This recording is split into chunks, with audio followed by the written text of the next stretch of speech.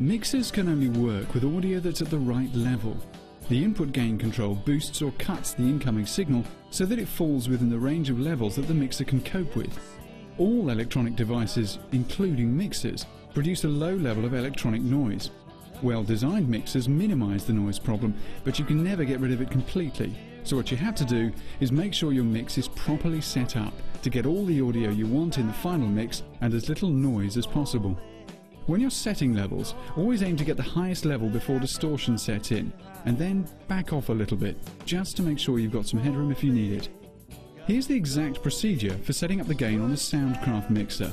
Press the PFL solo switch on the input channel you're working on. Adjust the input gain control until the meters are in the yellow part of the scale, that's between 3 and 6. This leaves you with around 10 decibels of headroom to play with. Now release the PFL solo button. Then just repeat this process for all your other inputs.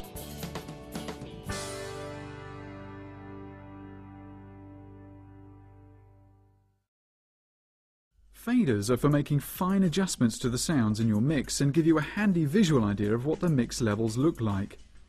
It's important to have your input gain setting set so that you can keep your faders around the 0 mark for 2 reasons.